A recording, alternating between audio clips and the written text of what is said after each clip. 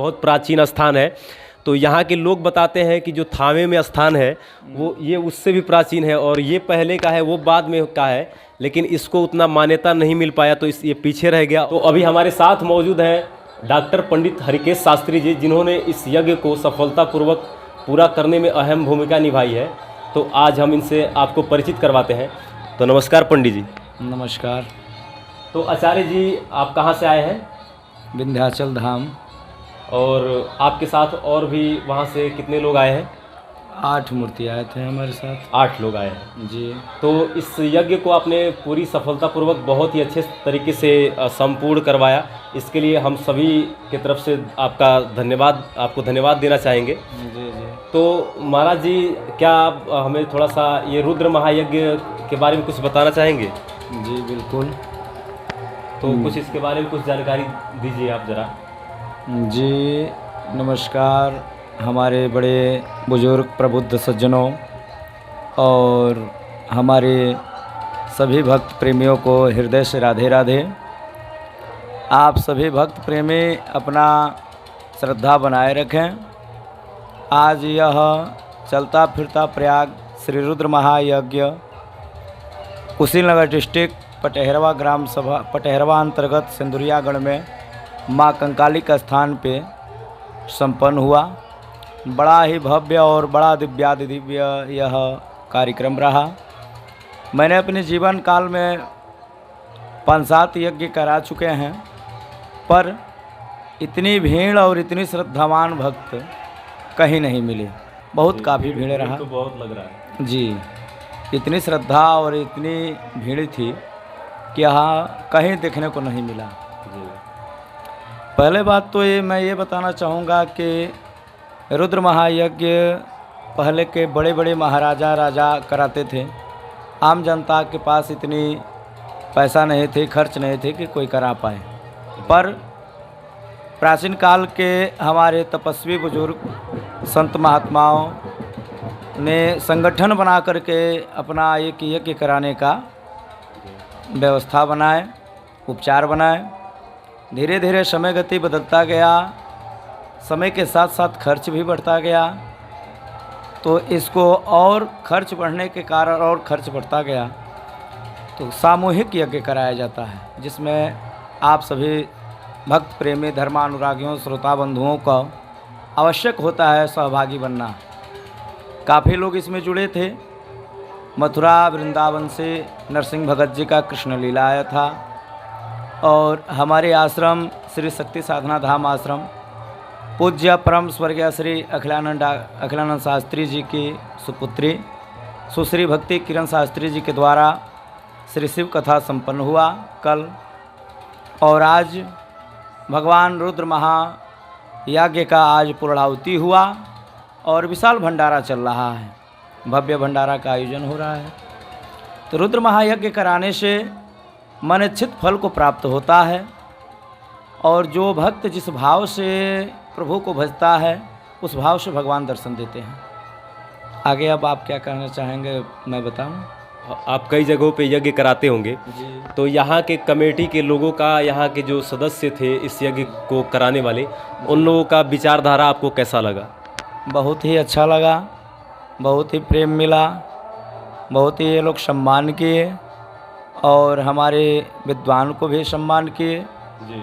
कई जगह में ऐसा होता है कि भोजन करने को नहीं मिलता है, फलाहार नहीं मिलता है, दूध दही नहीं मिल पाता है, यहाँ तक कि दक्षिणा भी ब्राह्मणों को नहीं मिल पाता है। जी जी। पर यहाँ ऐसा नहीं हुआ।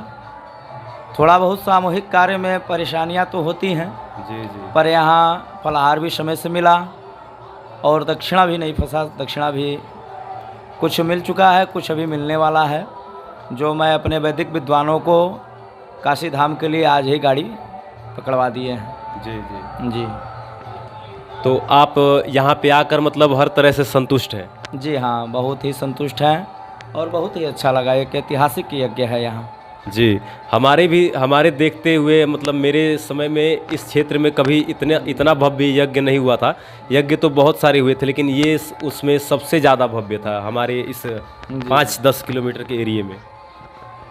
पर इस क्षेत्र में तो हम यज्ञ पहली बार कराए हैं। जी। हमारा यज्ञ परतावल में महाराजगंज गोपालगंज ज़िले में पानन महुआ सासा मूसा की तरफ यज्ञ काफ़ी चला है, लेकिन इस क्षेत्र में हम पहली बार कराए हैं और पहली बार में बहुत ही अच्छा और बहुत ही सुंदर तरीक़ा से भक्त को मिले हैं, श्रद्धालु भक्त मिले हैं और बड़ा ही सुंदर तरीक़ा से मैंने वैदिक परंपरा के अनुसार, धार्मिक परंपरा के अनुसार, पद्धति के अनुसार, पंडित वायुनंदन शास्त्री जी के ग्रंथ के अनुसार अच्छे तरीक़े से यज्ञ का संपन्न कराए हैं। पूर्णाहुति हुआ है, विश्राम हुआ है। जी महाराज जी, बहुत ही अच्छे तरह से यज्ञ संपन्न हुआ है और इसमें आप लोगों की अहम भूमिका रही है और बहुत ही एक कहते हैं कि एक समझिए कि पूरा शक्ति चारों तरफ घूम रही थी, ऐसा माहौल बन गया था।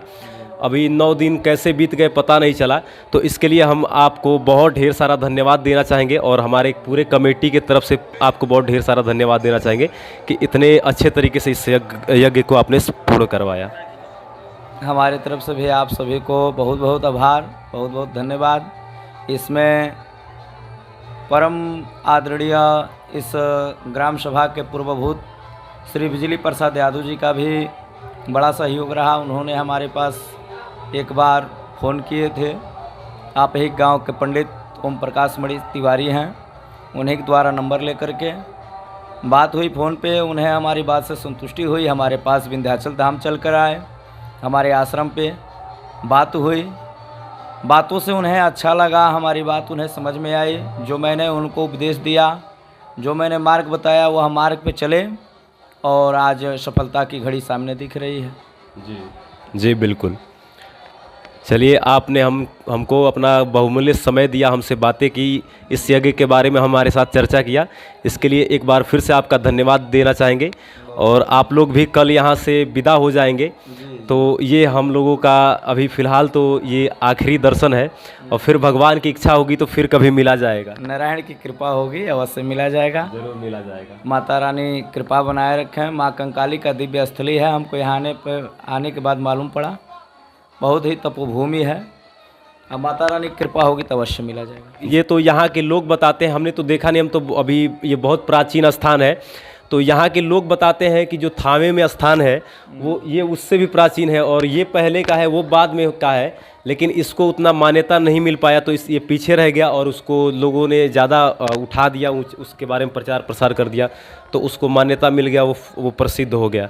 लेकिन यहाँ के लोग कहते हैं कि ये उससे भी प्राचीन है। जी हाँ, हमने भी पहली बार यहाँ आए तो सरकारी बोर्ड यहाँ बगल में लगा हुआ है, हम पढ़े, लोगों से हमने पता किया, अध्यक्ष जी से पूछा, कोषाध्यक्ष जी से पूछा, उन्होंने कहा कि बहुत प्राचीन काल का ये माँ थावे वाली का स्थान है, कामाख्या से जो चली, तो लोगों ने बताया। और दृश्य भी है यहाँ पे, माता का स्वरूप है, रसु भगत जी का रूप है, जो बाघों से दौरी करते थे, वो भी दृश्य यहाँ है, दर्शन हो रहा है और ऐसा लग रहा है माँ की असीम कृपा है। यहाँ वातावरण बहुत आनंदित है। जी हाँ।